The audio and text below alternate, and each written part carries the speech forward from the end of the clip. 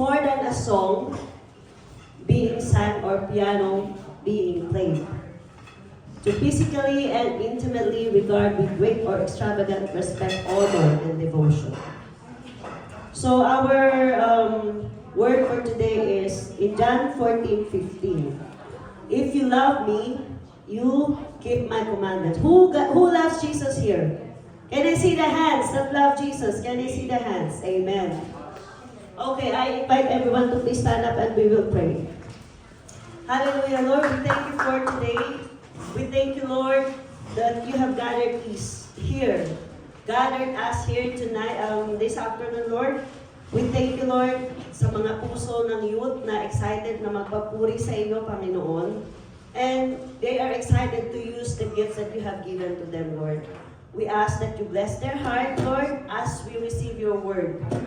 We thank you, Lord, that you will give us a revelation knowledge of knowing who you are. We want to know you more, Lord. We want to know why we need to worship you. We want to have a deeper relationship with you, Panginoon.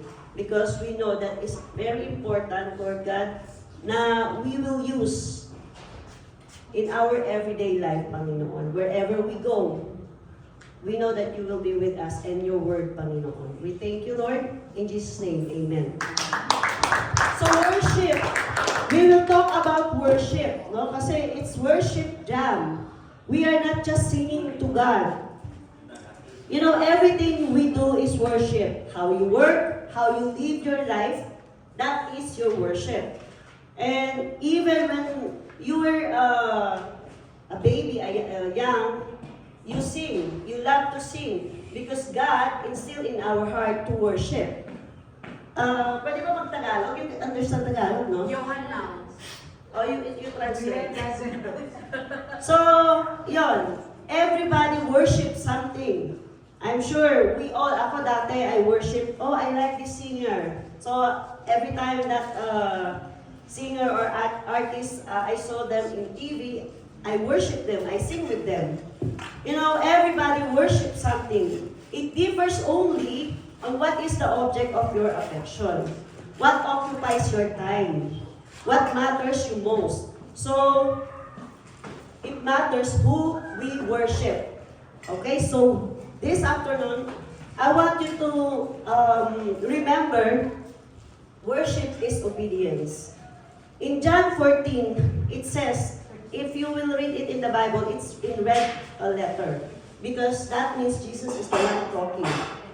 He says, if you love me, you keep my commandments. So one of his commandments is, in Mark 12:30-31, love the Lord your God with all your heart, with all your soul, with all your mind, and with all your strength. And love your neighbor. So, yun yung kanyang commandments. It may not comfortable for you, you may not like what God says, but you obey. Why? Because you love Him. Yun yung sinabi niya, if you love me, you keep my commandments. You will do my commandments. You will do what I said. And if you love God, you let Him lead you. Even if you don't get it, even if it is hard, you will follow. You will obey. Because you love God. Amen? So, now, I'm not gonna make it very long. There are scripture in Psalm 149:3-4. It says, let him praise his name with the dance. So meaning, we dance. It is not, huwag kayong mahihiya. Kasi sabi niya yan yung isa sa ano niya dito. It is the word of God. It is not my word. It is the word of the Lord. So let him praise his name with dance. If it's like, I lay my life down, you have to move. And you don't say, I lay my life down at your feet. You know? You have to move. It says in Psalm 149, let him praise his name with the dance. Now let's go to another one. Psalm 47:1-3. Come everyone. Everybody are invited. Hindi lang tayo. All people. Clap your hands, sabi niya. Shout to God with joyful praise. Hindi lang. Let me at your feet. It says here, shout.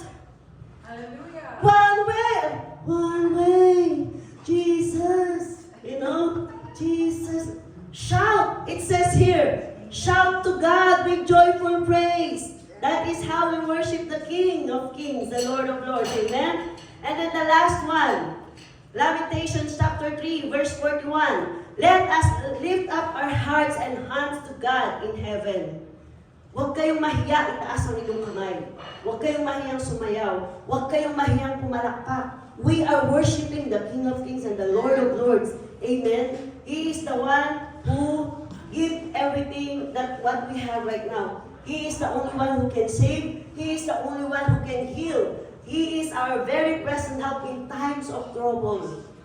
Amen? So that's why He deserves all the worship and adoration. So these three verses, always scripture, I will post it in the group. So you will remember, naaalam niya, hindi ko to ginawa. Hindi ko lang to inimbento. This is the word of the Lord. Yes, Lord. Amen?